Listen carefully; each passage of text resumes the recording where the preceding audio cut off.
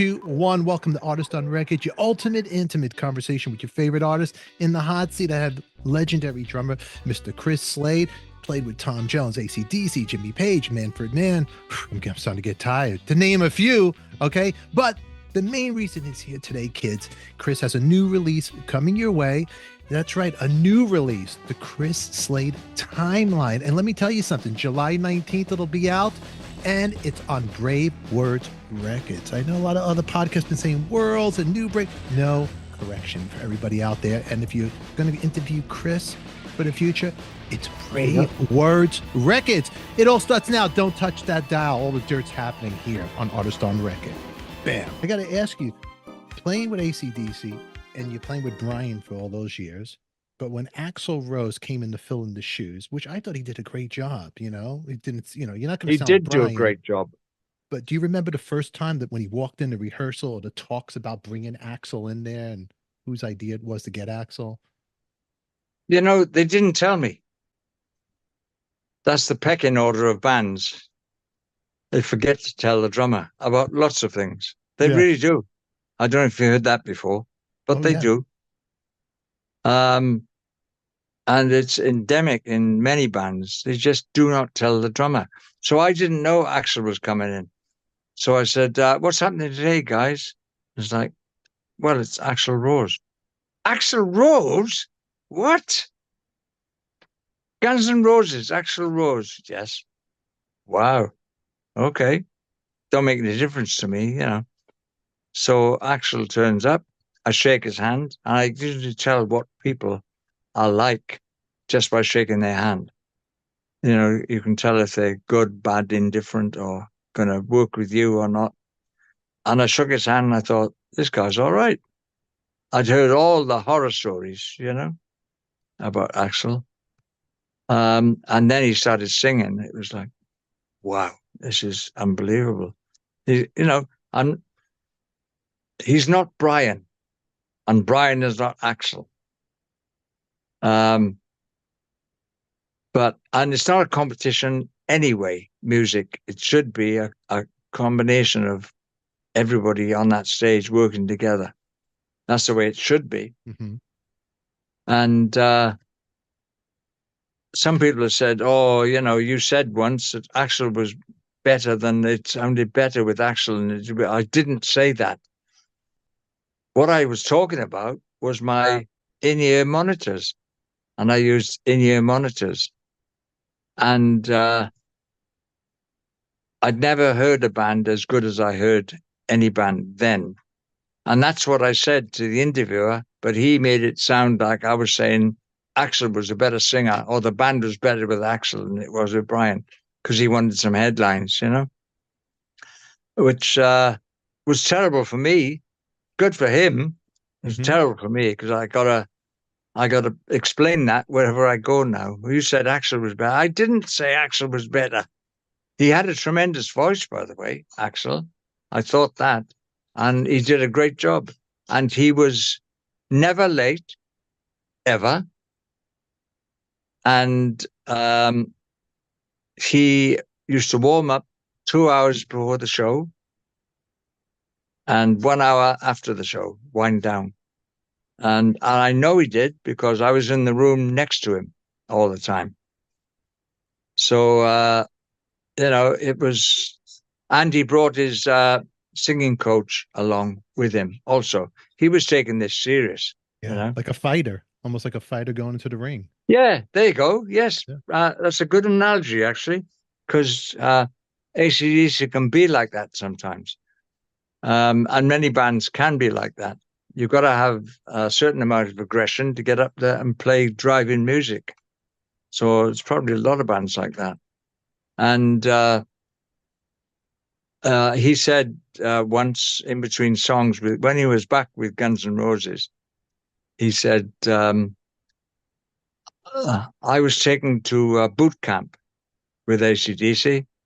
They told me, if you screw up, Axl, you get the boot.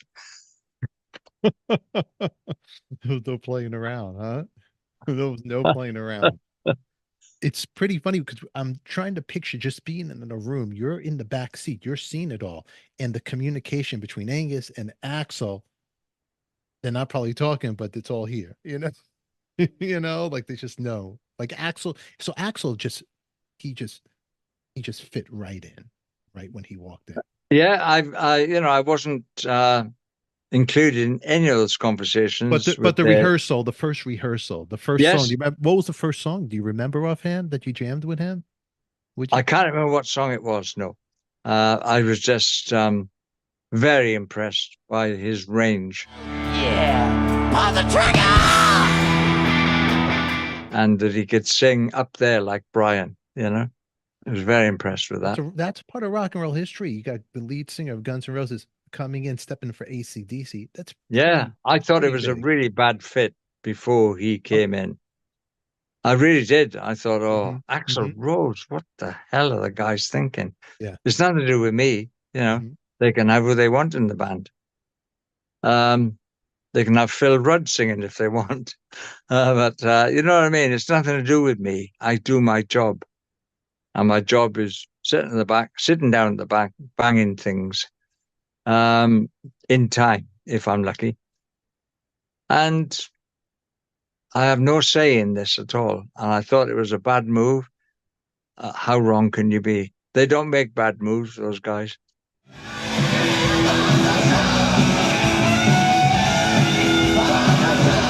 They know what they're Just do doing. not.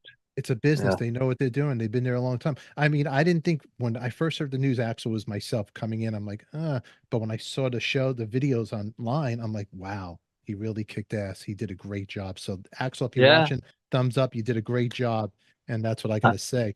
What about with Malcolm? When he was getting sick, did you see that happening with him going through getting ill during that time? No, I only saw him. I knew he wasn't 100%. That's all I saw. I didn't Yeah, see any more. He went back to Australia, and I probably wasn't in the band anymore, something like that. yeah. Um, and he never came away from that, unfortunately. Um, so it's very sad. He's Very, sadly missed. very sad. Because Very young too. Too young. yes, Yeah, and at the peak of his powers, probably. It's yeah, just terrible how that happens, and it's wow. It's like wow. yeah. Um, it Terrible. is. It is. And as we get older, it affects us more. When you're younger, you're reckless. You don't think about these things. But now you think about these things as we all get older and our generation. And you don't picture and you see everybody, rocking. What Cliff Williams? What happened with him? Because I don't know the whole. Why did he leave? What was the whole situation with that? He wanted to go fishing with his son, Just wanted to relax. who is a fisherman. All He's a right. captain of a fish boat. Yes, Really? and I didn't know that. yeah, and that's what he wants to do. He wants to relax and just chill out. That's really I can't remember how old he yeah. is, but he's in his 70s, I think. I'm not sure. Um, but he's certainly done enough. He's been in that band for 50 years, Yeah, yeah. something like that. He was there. He was in there before anybody was in there. And he's an extremely nice person. That's Really good. is. Really That's good good to guy. hear. That's good to Yeah. hear. That's very good to hear. I'm sure the fans would love to hear that. And now, when you heard the news when they got the new drummer in Matt Log, and did you think you would get another call to come back in there, or what were you thinking at this point? No, I didn't. Not this time. And I didn't the last time I got a call. People kept thinking I was going to get a call, and I was saying they're not going to call, guys. It's been 3 months now. They would have called before now, so they're not. So ring, ring, and it was ACDC. I was on the road in Switzerland with Timeline, and got this call, and I was very, very surprised. I spent 30 minutes talking. And at the end of that, I said to the manager, I got to ask her, did this call come from the guys? He said, yes, of course, this call came from the guys. I wouldn't have made this call without them telling me to make it because I really wasn't sure, but that reassured me then. So I was more than happy to do it.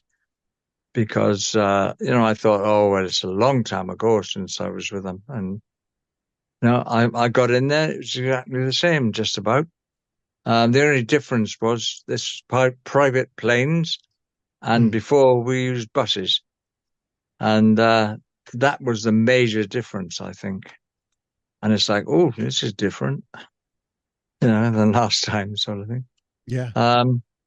But the music was exactly the same. Nothing much changed. Anger's out front. Stevie Young was doing rhythm. He knows he's not Malcolm, who was that genius I was talking about on rhythm guitar. Stevie does a good job. Angus will play the same, as long as the chords stay the same, which they do. And he's a great performer. He gets out every night, whether he's sick or whether he's hurt himself or whatever, just gets up and does a kick-ass show, as he always does, always. So I think he'll just continue. I used to know Matt Log, by the way, when I lived in California. He used to work in a bar I used to go to with a bunch of friends, musician friends, in Manhattan Beach, occasionally. And somebody else who played in that band was Todd Zuckerman, the drummer of Styx now. And when he wasn't working, he would go and sit in with this bunch of guys. And they were fantastic, absolutely fantastic. All professional musicians who just wanted to play on a Friday night, And they had their gigs all over the place. But the odd Friday, they would be... So it's like, you're doing tonight? Yeah. Okay.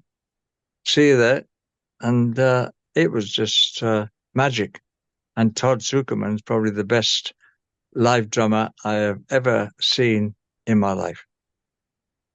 His father was a drum teacher, and he started playing when he was about 4 years old, I think.